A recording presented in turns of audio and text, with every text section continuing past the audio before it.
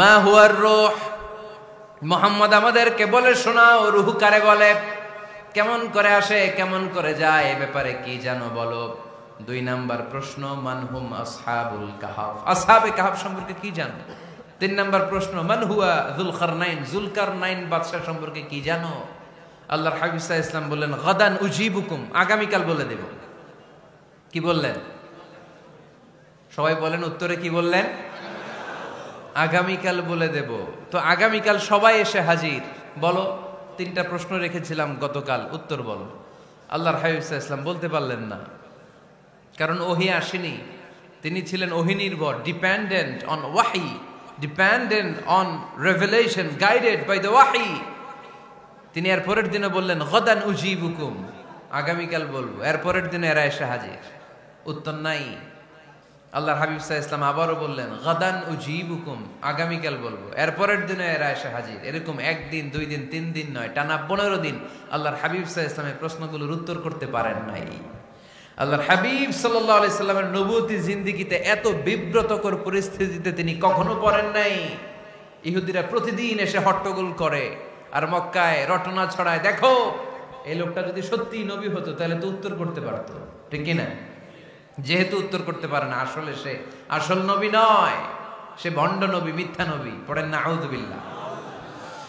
15 দিন পর আল্লাহ আয়াত নাযিল করলেন ওয়ালা তাকুলান্না লিশাইইন ইন্নী ফাইলুন যালিকা গাদা ইল্লা আইয়াশা আল্লাহ। ও নবী, ভবিষ্যতের ব্যাপারে সামনে থেকে যখন আপনি ওয়াদা দিবেন, ওয়াদা দেওয়ার সময় ইনশাআল্লাহ শব্দটা মিলিয়ে দিবেন। সুবহানাল্লাহ পড়েন।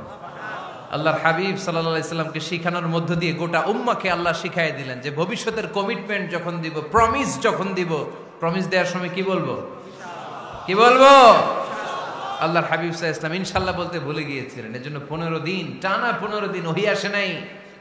আল্লাহর হাবিব সাল্লাল্লাহু আলাইহি সাল্লাম একবার মসজিদে নববীতে ঢুকলেন, ঢুকেই দেখলেন সাহাবারা কথা বলছে। এক সাহাবী বললেন, আমার কাছে তো সবচেয়ে অবাক লাগে যে আল্লাহ তাআলা সর্বপ্রথম যে মানুষকে বানালেন ওনার নাম কি? সবাই পড়েন। তুমি মাটির আদমকে প্রথম সৃষ্টি করিয়া ঘোষণা করিয়া দিলে শ্রেষ্ঠ বলিয়া, তাই তো নূরের ফেরেশতা করে আদমকে সেজদা, ঠিক কিনা? তাই তো নূরের ফেরেশতা করে আদমকে সেজদা, সবার চেয়ে সম্মান দিলে মাটির আদমকে। আল্লাহু আল্লাহু তুমি জাল্লে জালালুহু, শেষ করা তো যায় না গে তোমার গুণগান। আল্লাহু আল্লাহু, সুবহানাল্লাহ পড়েন। এই সাহাবী বললেন যে আমার কাছে সবচেয়ে অবাক লাগে যে আল্লাহ তাআলা প্রথম মানুষ হিসেবে আদম আলাইহিস সালামকে বানালেন আর ওনাকে উপাধি দিলেন সফিউল্লাহ। আদম আলাইহিস সালামের উপাধি উত্তর দিতে হবে আওয়াজ করে। আদম আলাইহিস সালামের উপাধি কি ছিল? সফিউল্লাহ।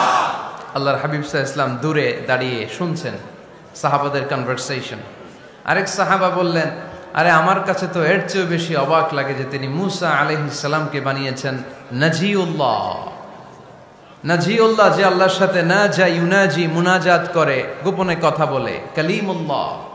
এটা অবাক লাগে যে আল্লাহ তাআলা কোনো মিডিয়া ছাড়া, ভায়া ছাড়া, মাধ্যম ছাড়া পৃথিবীর একটা মানুষের সাথে সরাসরি কথা বলবেন।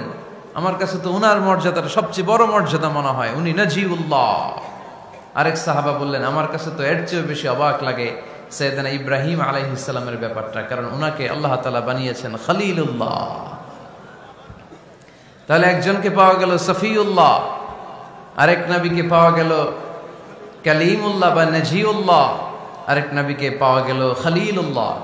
এই কনভারসেশন যখন আল্লাহর হাবিব সাল্লাল্লাহু আলাইহি ওয়াসাল্লাম শুনলেন, আল্লাহর হাবিব সাল্লাল্লাহু আলাইহি ওয়াসাল্লাম মসজিদে নববীতে প্রবেশ করে সাহাবাদেরকে বললেন, তোমরা যা বলেছো আমি সব শুনেছি, তোমরা যা বলেছো সব সত্যই বলেছো, ঠিকই বলেছো। আল্লাহ তাআলা একজনকে বানিয়েছেন সফিউল্লাহ, একজনকে বানিয়েছেন খলিলুল্লাহ, একজনকে বানিয়েছেন কালিমুল্লাহ। তবে জেনে রেখো আমি হচ্ছি হাবিবুল্লাহ, আমি হাবিবুল্লাহ।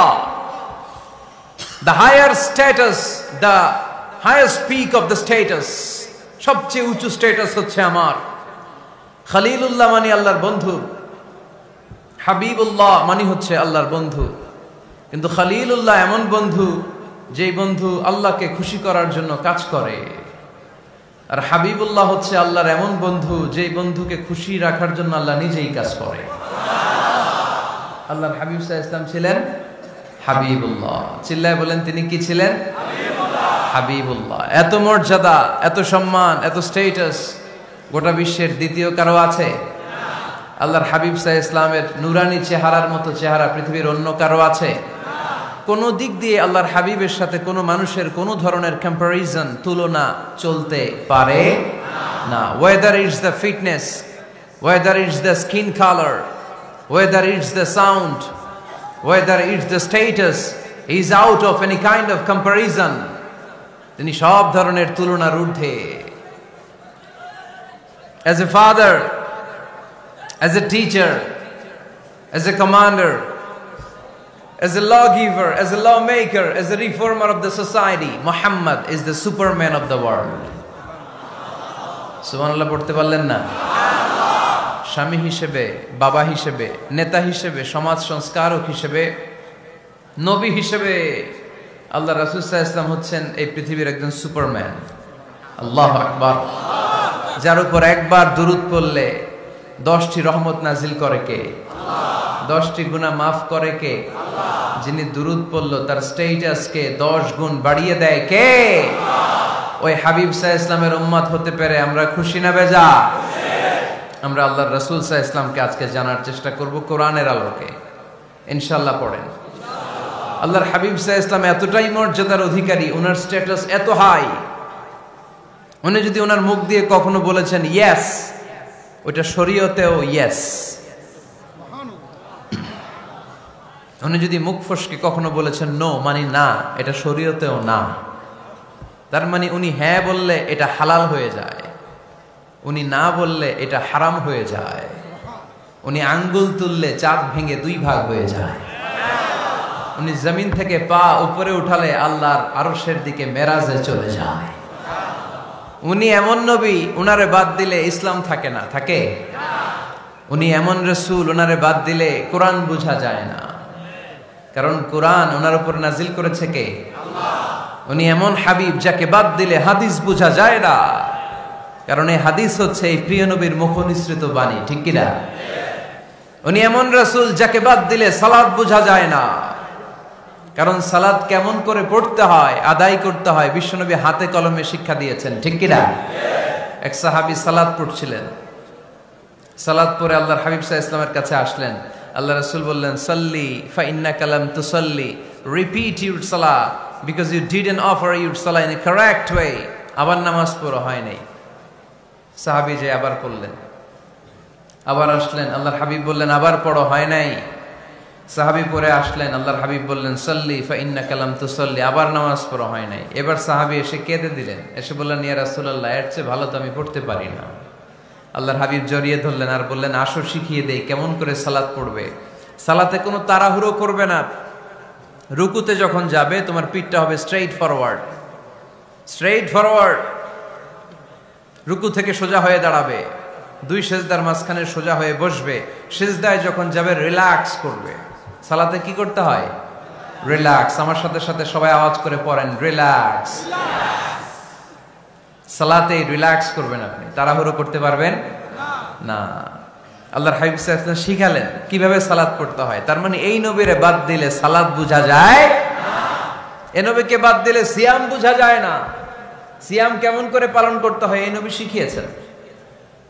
এই নবীকে বাদ দিলে হজ বোঝা যায় না, কারণ এই হাবিব বলেছেন খুযু আন্নী মানাসিকাকুম, কেমন করে হজ করতে হয় আমার কাছ থেকে শিখে নাও।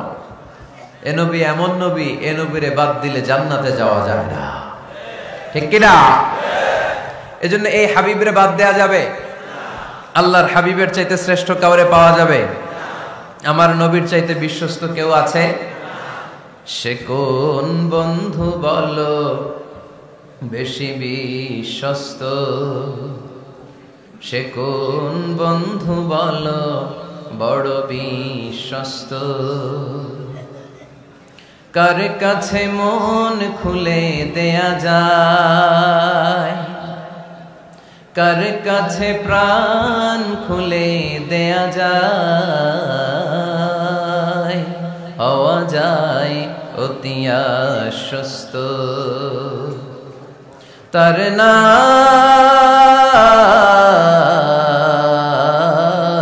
আহমদ বড় বিশ্বস্ত। সুবহানাল্লাহ। ওনার চাইতে বিশ্বস্ত গোটা দুনিয়ায় দ্বিতীয় কাউকে খুঁজে পাওয়া যাবে। এজন্য উনি যা নিয়ে এসেছেন ওইটাই আমাদেরকে ধরতে হবে, because he is our model. তিনি আমাদের সেলিব্রিটি, তিনি আমাদের মডেল। তিনি যেমন যেমন করেছেন তেমন তেমন করলে লাভ না লস? আওয়াজ করে বলতে হবে লাভ না লস। এজন্য আল্লাহর হাবিব সাল্লাল্লাহু আলাইহি ওয়াসাল্লামের আদর্শই আমাদের আদর্শ, ঠিক কি না? ওমা আতাকুমুর রাসূলু ফাখুযুহু ওমা নাহাকুম আনহু ফান্তাহু। Whatever he brings with, take it. Whatever he forbids, abstain from it. তিনি যা নিয়ে এসেছেন ধরো, তিনি যা নিষেধ করেছেন ছাড়ো। পারা যাবে?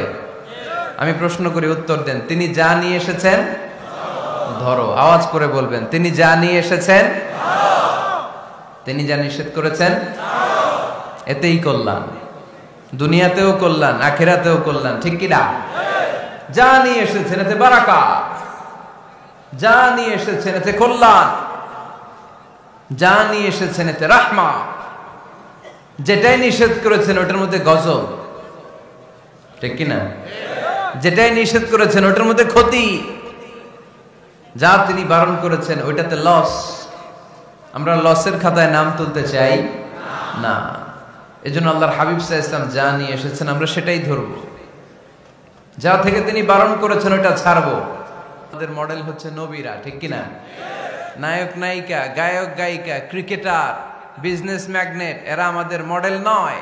আমাদের মডেল হচ্ছে বিশ্বনবী মুহাম্মদ সাল্লাল্লাহু আলাইহি ওয়াসাল্লাম। ইউরোপে, খোদ ইউরোপে বর্তমানে এই নামটা সবচেয়ে বেশি জনপ্রিয়, MUHAMMAD। সুবহানাল্লাহ পড়বেন না? সবচেয়ে জনপ্রিয় নাম কি? মুহাম্মদ। কারণ ইউরোপের ইয়াং সোসাইটির, মুসলিম ইয়াং সোসাইটির ছেলেরা এমন ভাবে তারা দাওয়াতি কাজ করতে শুরু করেছে, বিষ্ণু ঈসা ইসলামের নামটা গোটা ইউরোপ জুড়ে ছড়িয়ে পড়েছে। কিছু ছেলে ক্লিনলিনেস অ্যাওয়ারনেস ক্যাম্পেইন করেছে, পরিচ্ছন্নতা অভিযান। যেখানেই ময়লা ক্লিন করে, কিন্তু কোনো কথা বলে না। প্রত্যেক একটা টি শার্ট গায়ে দেয়, একটা গেঞ্জি পরে, ওই টি শার্টের পেছনে লেখা থাকে MUHAMMAD, মানে কি? মুহাম্মদ। যারাই তাদের কার্যক্রম দেখে তারা দেখে তাদের গেঞ্জির পিছনে লেখা MUHAMMAD। কি চমৎকার আইডিয়া! ইউরোপিয়ান লোকদের মাথায় চিন্তা, কারা এরা, এত ভদ্র কেন, কেন এত পরিচ্ছন্নতার অভিযান করে, আর তাদের গেঞ্জির পিছনে এই শব্দটা লেখা কেন, MUHAMMAD? Who is this? Who is this personality? We don't know anything about him. আমরা তো কিছু জানি না ওনার ব্যাপারে। Then they search in Google. তারা গুগল করে, ইন্টারনেটে সার্চ দেয়, মুহাম্মদ লিখে। ইন্টারনেট তাদেরকে মুহাম্মদ সাল্লাল্লাহু আলাইহি ওয়াসাল্লামের জীবনী দিয়ে দেয়। তারা মনের অজান্তেই বিশ্বনবীর জীবনী জেনে বিশ্বনবীর আশেক হয়ে যায়, বিশ্বনবীর প্রেমে পাগল হয়ে যায়। যাদের নসিব ভালো, অনেকে কালিমা পড়ে মুসলমান হয়ে যায়। এজন্য বিশ্বনবী সাল্লাল্লাহু আলাইহি ওয়াসাল্লাম তিনি হচ্ছেন আমাদের মডেল, ঠিক কিনা? তিনি যা এনেছেন সেটা আমরা ধরবো, তিনি যা নিষেধ করেছেন সেটা আমরা ছাড়বো। আমরা যদি আল্লাহর ভালোবাসা পেতে চাই, বিশ্বনবী সাল্লাল্লাহু আলাইহি ওয়াসাল্লামের আনুগত্যের দরকার আছে না নাই? এজন্য আল্লাহ বললেন, কুল ইন কুনতুম তুহিব্বুনাল্লাহা ফাত্তাবিউনি ইউহিব্বুকুমুল্লাহ ওয়া ইয়াগফির লাকুম যুনুবাকুম ওয়াল্লাহু গফুরুর রহিম। আল্লাহকে যে পাইতে চায়, হযরতকে ভালোবেসে আরশ কুরসি লৌহ কালম না চাইতে পেয়েছে সে।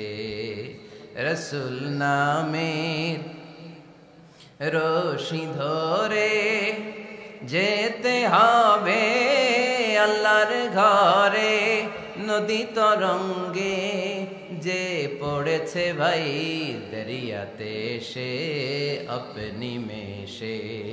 হযরতের অনুসরণে আরশ কুরসি লৌহ কালাম না চাইতে পেয়েছে সে।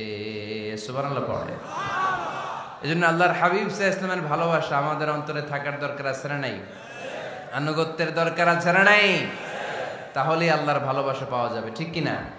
আজকে আমরা কোরআনের আলোকে আল্লাহর হাবিব সাল্লাল্লাহু আলাইহি ওয়াসাল্লামকে চিনব। আমরা কোরআন থেকে জানার চেষ্টা করব তিনি কেমন ছিলেন, কেমন ছিলেন আমার প্রিয় রাসূল। কোরআনুল কারীম থেকে যদি আমরা বিষ্ণু ঈসা ইসলামের পরিচয় জানতে চাই, কোরআন সর্বপ্রথম আল্লাহর হাবিবের যে পরিচয়টা আমাদেরকে দিবে, কোরআন বলবে তিনি হচ্ছেন রাসূলুল্লাহ।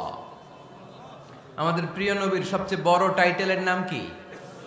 রাসূলুল্লাহ। সবাই আওয়াজ করে পড়বেন, টাইটেলটার নাম কি? রাসূলুল্লাহ। পৃথিবীতে এর চেয়ে বড় টাইটেল আছে?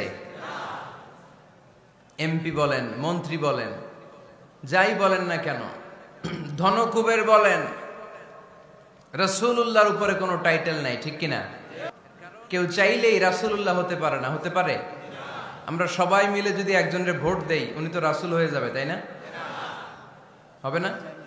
ভোট দিয়ে রাসূল বানানো যায় না?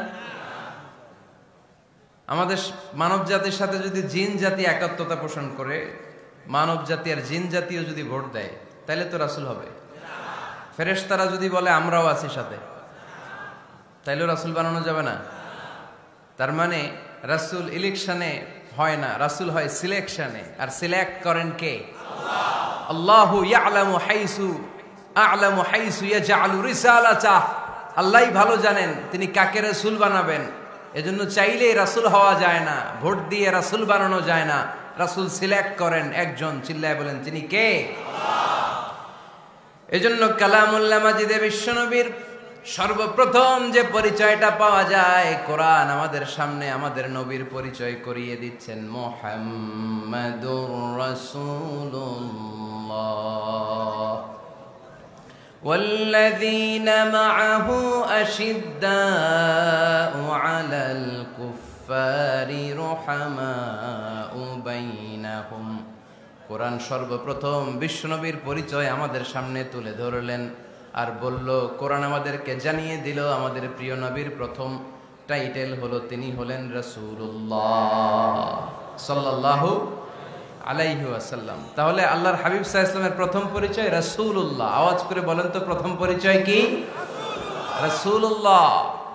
তিনি আল্লাহর বার্তাবাহক, আল্লাহ তাআলার পক্ষ থেকে বাণীবাহকের কাজ তিনি করেন। কিন্তু আমার নবী এতটাই বিনয়ী ছিলেন, এতটাই হাম্বল ছিলেন, আউট অফ হাম্বলনেস তিনি নিজেকে রাসূল বলে পরিচয় করে দেওয়ার আগে তিনি নিজেকে আল্লাহর দাস বা গোলাম বলে পরিচয় দিতেন। পড়েন সুবহানাল্লাহ।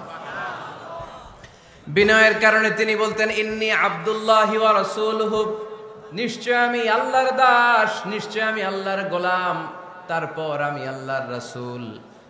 আল্লাহর হাবিব যখন আল্লাহর কাছে দোয়া করতেন, আল্লাহর হাবিব বলতেন, আল্লাহুম্মা ইন্নী আবদুক ওয়া ইবনু আবদিক ওয়া ইবনু আমাতিক নাসিয়াতি বিয়াদিক। আল্লাহর হাবিব বলতেন, আল্লাহ আমি আপনার গোলাম, শুধু আমি আপনার গোলাম নই, আমি গোলামের ঘরের গোলাম। আল্লাহু আকবার।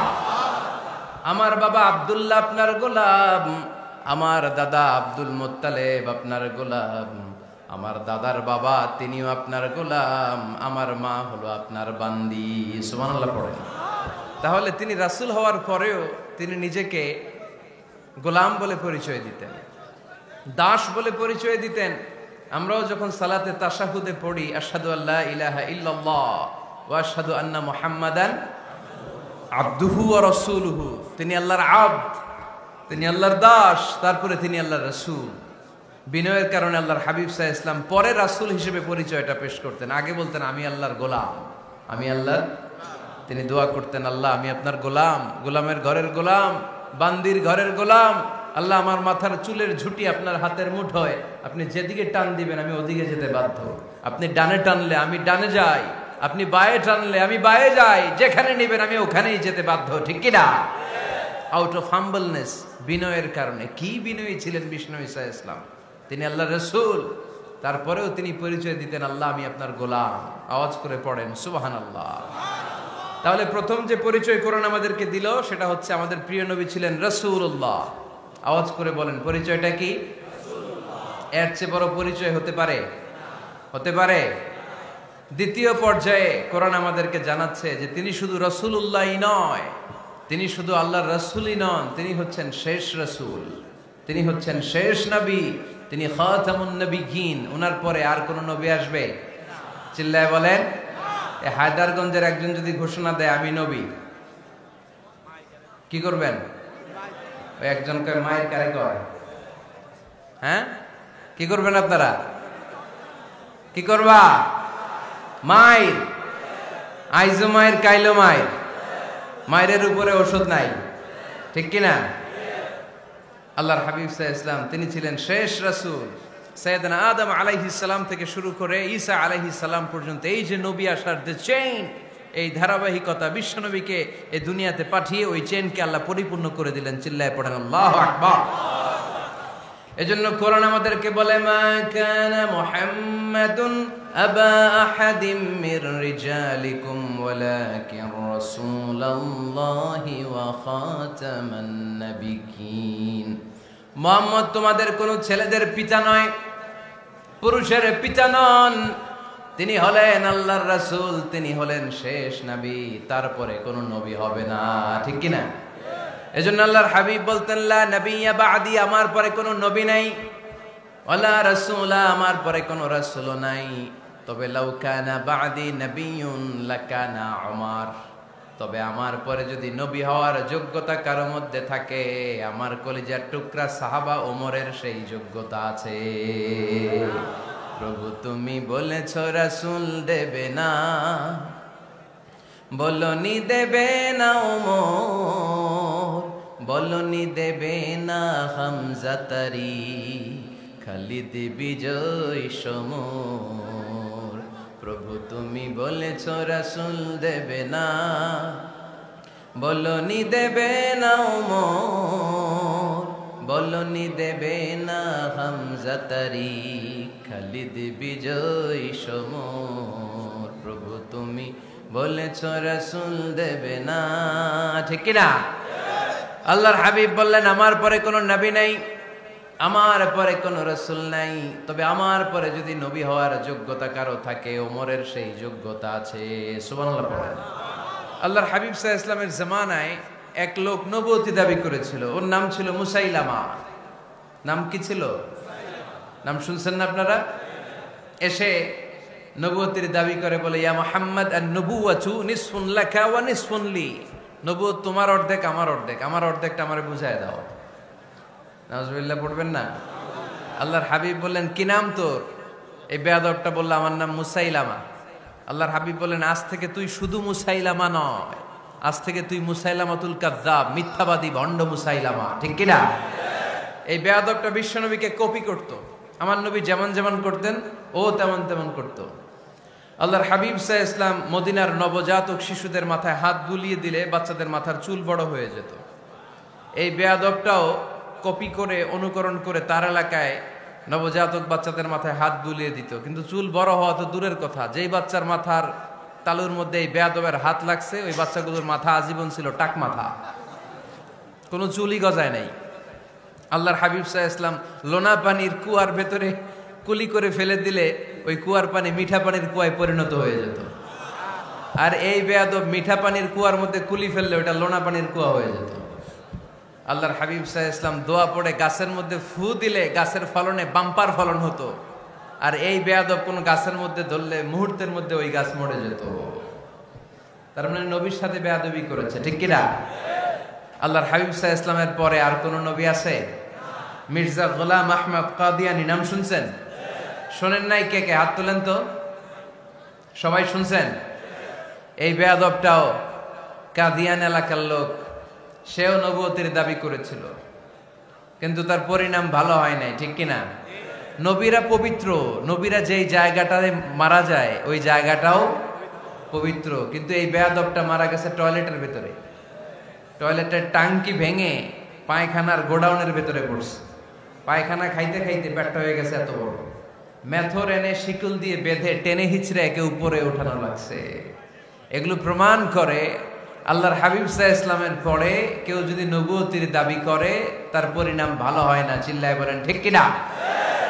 এজন্য সহিহ মুসলিমের বর্ণনা, আল্লাহর নবী বললেন, মাসালি ওয়া মাসালুল আমবিয়াই মিন ক্বাবলি কামাসালি রাজুলিন বানা বাইতান, আমার দৃষ্টান্ত আর আমার আগের নবীদের দৃষ্টান্ত ওই ব্যক্তির মতো যেই ব্যক্তি একটা ঘর বানিয়েছে।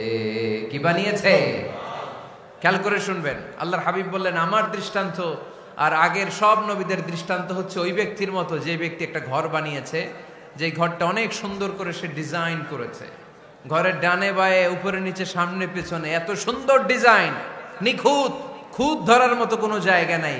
লোকজন এসে যারাই ঘরটা দেখে সবাই বলে বাহ বাহ। কি বলে? এত সুন্দর ঘর আমরা দেখি নাই। তবে একটা জায়গায় একটা ভুল ছিল, একটা জায়গায় একটা খুঁত ছিল। ঘরের একটা ওয়ালে ইটের গাঁথুনির জায়গাটাতে এক জায়গায় একটা ইটা কম ছিল। কি কম ছিল? ইটা কম ছিল। সবাই বললো তোমার ঘরটা অনেক সুন্দর, এক জায়গায় একটু সমস্যা, দেয়ালের গাঁথুনিতে একটা ইটা নাই। বিশ্বনবী সাল্লাল্লাহু আলাইহি সাল্লাম বলেন, ফা আনাল লাবিনা ওয়া আনা খাতামুন নাবিয়িন, আমি হচ্ছি সেই ইটা। আমাকে যখন আল্লাহ তাআলা ওই জায়গায় গ্যাপ পূরণের জন্য রেখে দিল, গোটা বিশ্বটা উজালা হয়ে গেল, নবুয়তির মালাটা পরিপূর্ণ হয়ে গেল। ফা আনাল লাবিনা ওয়া আনা খাতামুন নাবিয়িন, আমি হলাম সেই ইটা।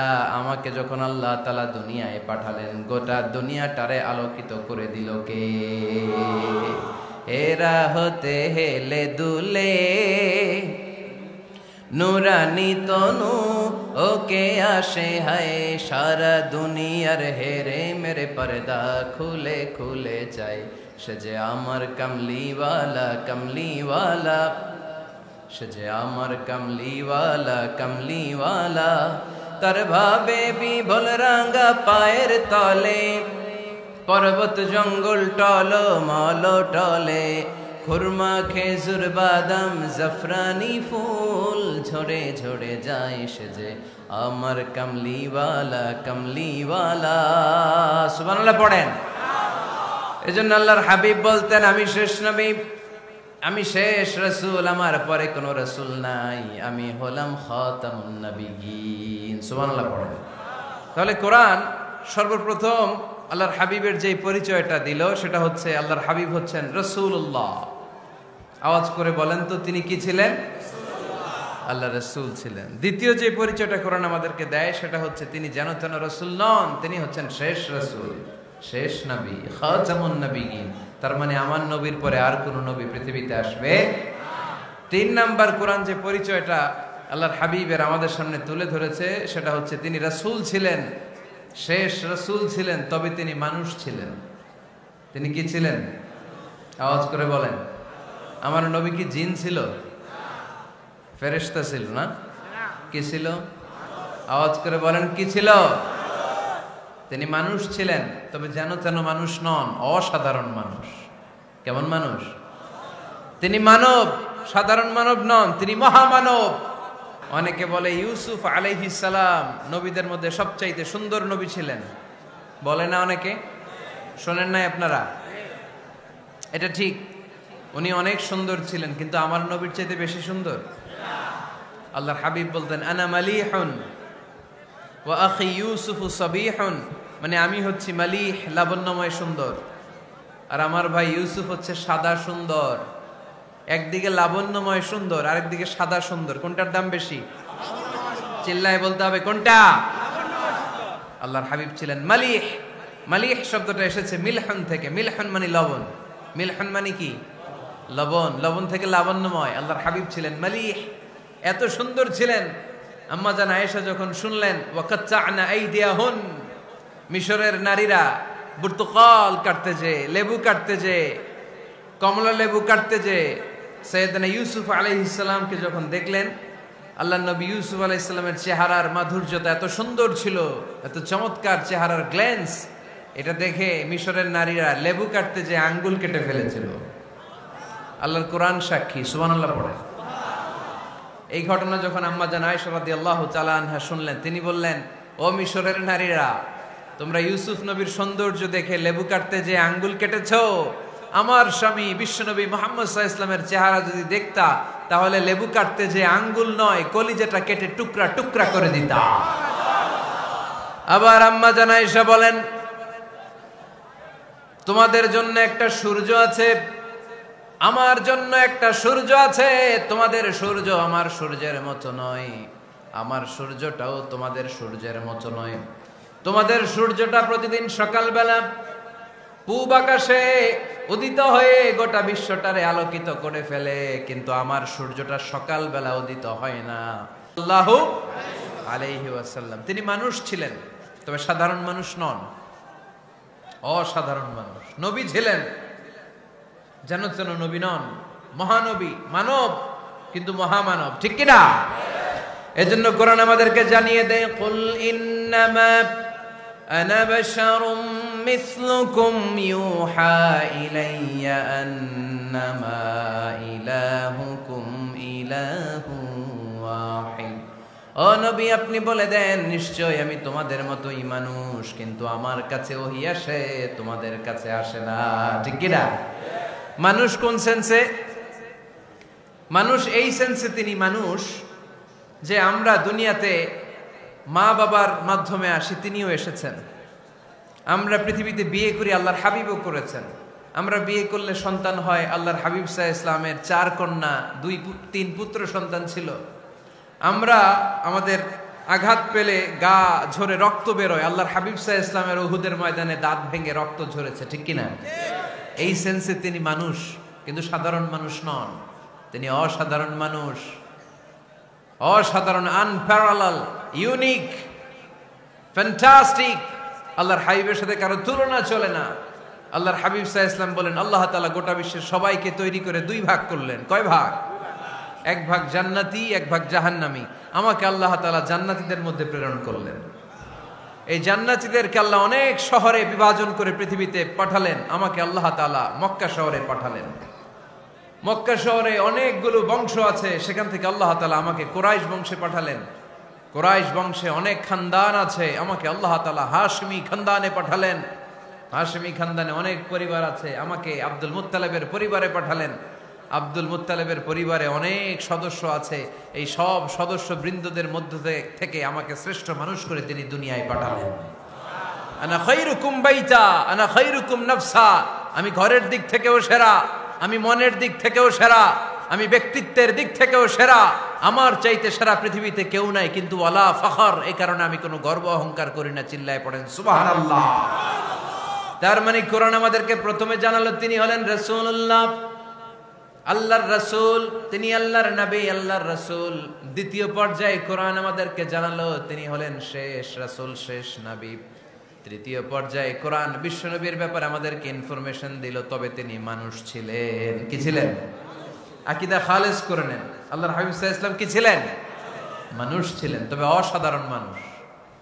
তিনি ওহীপ্রাপ্ত হতেন, আমরা ওহীপ্রাপ্ত হই না, ঠিক কিনা? চতুর্থ পর্যায়ে কোরআন আমাদেরকে জানান দেয় যে আল্লাহ রাসূল সাল্লাল্লাহু আলাইহি ওয়াসাল্লাম জীবনে কোনোদিন মন গড়া কোনো কথা বলে না। বলছে? আমরা বলি না? এই যে যারা গুজব ছড়ায়, আন্দাজে বলছে না, কথা বলেন। আল্লাহর হাবিব সাল্লাল্লাহু আলাইহি ওয়াসাল্লাম জীবনে মন গড়া কোনো কথা বলেছে? মন মস্তিষ্ক প্রসূত কিছু বলেছে? মন যা চায় তা তিনি বলেন? বলেন না, মন গড়া বলেন না। Because he was guided by ওয়াহি, he was guided by the revelation. তিনি ওহী দ্বারা গাইডেড, ওহী তাকে ওনাকে পথ দেখায়। মন গড়া তিনি কিছু বলেন না, কোন নবী মন গড়া কিছু বলেন না। এজন্য নবীদের কথার মধ্যে কোনো অমিল নাই। এমনকি কখনো হয়েছে এক নবী এসে বলেছে পৃথিবীতে যে আল্লাহ একজন, আরেক নবী এসে বলছে না 2-3 জনও হতে পারে? বলেছে? কোন নবী এসে বলেছে যে আখিরাত আছে, the day of judgement, the day of accountability, দুনিয়াতে যা করেছো এগুলোর জন্য আল্লাহর সুপ্রিম কোর্টের কাঠগড়ায় দাঁড়াতে হবে, আখিরাত বলে একটা ব্যাপার আছে। আরেক নবী এসে বলছে না, আখিরাত ফাকিরাত কিছু নাই, দুনিয়া কে মজা লে লো, দুনিয়া তোমারই হ্যায়, এই দুনিয়াই সব শেষ।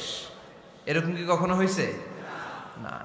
কিন্তু এই পৃথিবীর কবিরা, এক এক কবি এক এক কথা বলে, এক এক নবী এক এক কথা বলে, এরকম হয় না। কিন্তু এক এক কবি এক এক কথা বলে, এক এক দার্শনিক এক এক কথা বলে, ঠিক কিনা? এক দার্শনিক থিওরি দাঁড় করালো মানুষ হচ্ছে পেট সর্বস্ব জীব। মানুষের পেটের সমস্যা বড় সমস্যা, এই সমস্যার সমাধান হয়ে গেলে সব সমাধান। আরেক দার্শনিক এসে বলল না, মানুষের যৌন সমস্যা সবচেয়ে বড় সমস্যা, সেক্সুয়াল প্রবলেম, এইটা সমাধান হলে সব সমাধান। আরেক দার্শনিক এসে বলে না, পেটের সমস্যাও বড় সমস্যা না, যৌন সমস্যাও বড় সমস্যা না, মানুষ আসলে মানুষই না, মানুষ হলো বান্দর।